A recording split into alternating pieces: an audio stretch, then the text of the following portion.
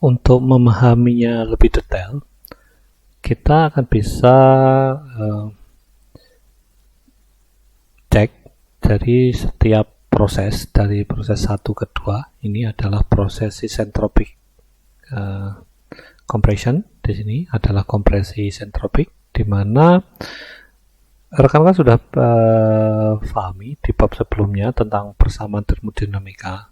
Pada saat terjadi proses isentropik, itu adalah persamaannya adalah sebagai berikut, bahwa TV K-1 itu sama dengan konstan, atau maksudnya temperatur kali volume spesifik kali K-1 akan sama dengan kedua, atau tekanan P kali volume spesifik pangkat K sama dengan konstan, atau TP seperti ini. Ini adalah kombinasi dari persamaan isentropik. Nah, yang perlu rekan-rekan pahami adalah apa yang dinamakan dengan, Anda sudah tahu bahwa temperatur, ada volume spesifik, dan ada faktor K di situ. Nah, apa yang dimaksud K di sini?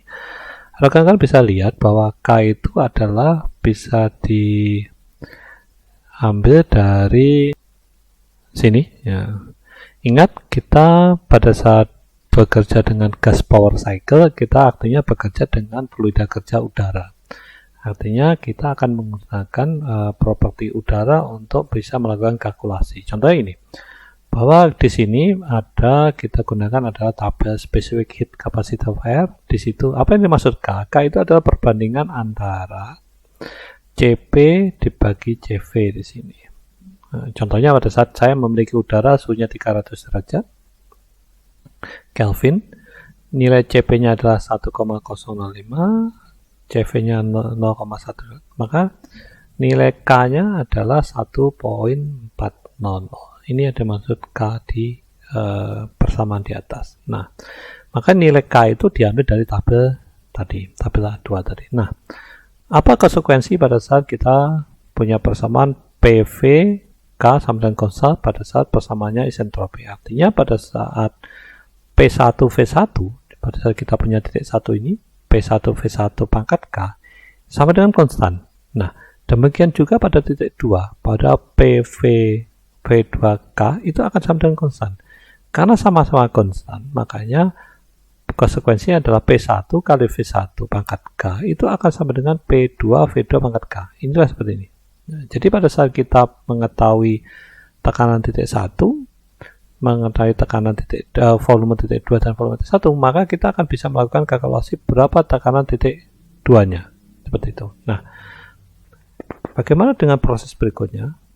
Yaitu proses ekspansi. Nah, isobarik di sini, di mana terjadi proses pemasukan bahan bakar di sini, dan kedua terjadi perubahan volume dari V2 menjadi V3, tapi pada tekanan yang tetap. Makanya persamaannya adalah persamaan isobarik. Nah, rekan-rekan akan ingat bahwa persamaan gas ideal pada saat P kali V sama dengan R kali T, atau P kali V bagi T sama dengan R, konsekuensinya adalah apa? Pada saat tekanan itu konstan, maka V bagi T itu akan sama dengan R bagi P. Pada saat R dan P adalah sesuatu yang konstan, makanya terjadi adalah V bagi T sama dengan konstan. Makanya terjadi pada persamaan 23 adalah V2 bagi T2 sama dengan konstan, V3 bagi T3 sama dengan konstan, makanya V2 bagi T2 akan sama dengan V3 sama dengan 3. Makanya di sini rasio cut off, perbandingan antara volume titik 3 dibagi volume 2 akan sama dengan perbandingan dari titik 3 dibagi titik 2. Dari sini persamaan ini. Nah, ini rekan akan bisa memahaminya pada saat melakukan kalkulasi. Pada saat Anda membutuhkan rasio cut off, Anda bisa mendapatkan temperatur titik 3 dan titik 2 akan bisa didapatkan rasio cut off-nya berapa. Oke. Nah, bagaimana dengan proses berikutnya, yaitu proses dari 3 ke 4, yaitu pada saat prosesnya adalah ekspansi isentropik. Ini proses ekspansi isentropik. Oke, inilah proses 3-4, yaitu proses isentropik ekspansi. Jadi pada saat terjadi penambahan volume dari titik 3 ke titik 4, volumenya berubah. Ini yang dinamakan proses ekspansi, perubahan volume. Karena prosesnya adalah proses isentropik secara termodinamika seperti proses 1 dan 2, bahwa berlaku akan persamaan bahwa P3 V3 pangkat K akan sama dengan P4 V4 pangkat K. Nah, K bisa diambil dari tabel specific heat capacity of air. Nah, berlakulah persamaan ini. Nah, rekan-rekan bisa memahaminya bahwa proses 1-2 itu akan mirip dengan 3-4, hanya pada saat proses 1-2 itu ada proses kompresi, membutuhkan kerja. Sedangkan proses 3-4 adalah proses ekspansi, dia akan menghasilkan kerja, dan satu sisi proses 1-2 akan jadi kenaikan tekanan dari titik 1 ke titik 2, dan 3-4 itu proses penurunan tekanan di sini.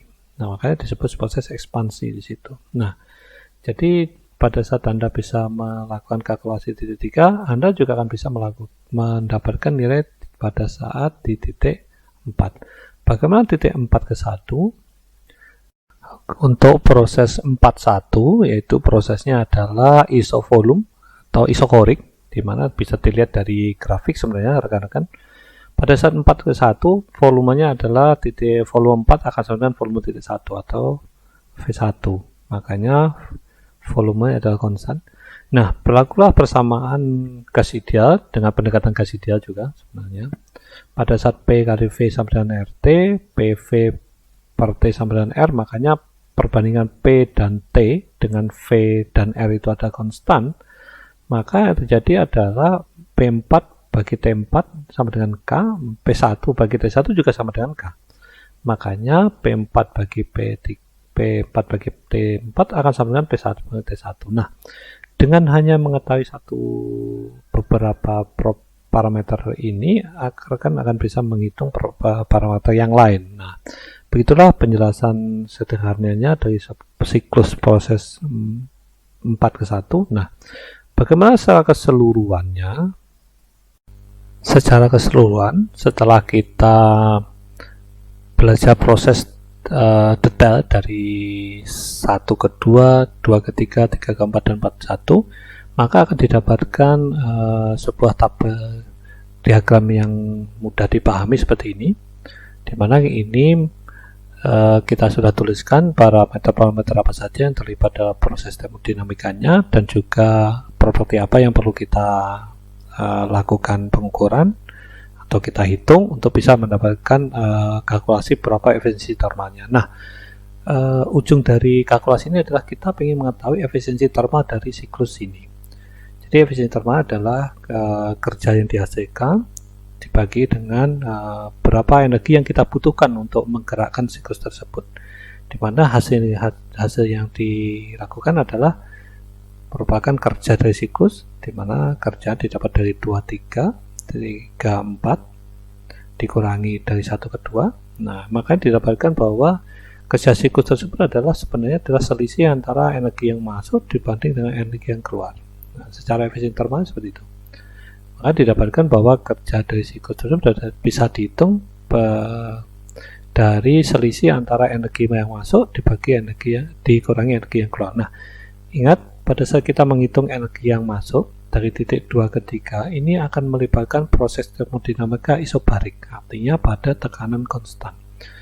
Sedangkan 4 ke 1, pada saat kita ingin menghitung berapa energi yang keluar di titik 4 ke 1, itu melibatkan proses isokorik, artinya volume konstan. Nah, itu harus Anda pahami pada saat melakukan pemilihan parameter di tabel 2 ini. Dimana di sini specific heat capacity of air itu diambil pada dua kondisi, yaitu CP itu artinya pada tekanan konstan dan CV pada volume konstan. Nah, Anda harus melakukan pemilihan ini mengacu pada proses termodinamika yang ada terjadi di proses tersebut, yaitu di sini 23 adalah isobarik dan 41 adalah isokorik. Nah, setelah Anda bisa melakukan kalkulasi berapa kerja yang dihasilkan, Anda akan bisa melakukan berapa kalkulasi efisiensi termal yang ada di mesin diesel tersebut. Nah,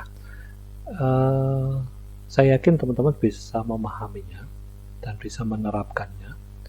Jadi pada saat kita sudah membahas bagaimana proses siklus di mesin diesel, saya yakin rekan-rekan akan bisa menerapkannya bagaimana kalau di proses mesin bensin atau auto, dimana yang membedakan hanya pada proses 2-3, dimana 2-3-nya adalah prosesnya adalah isokorik, sedang di proses mesin diesel adalah proses isobarik. Nah, dengan persamaan dan pendekatan yang hampir sama, rekan-rekan bisa melakukan kalkulasi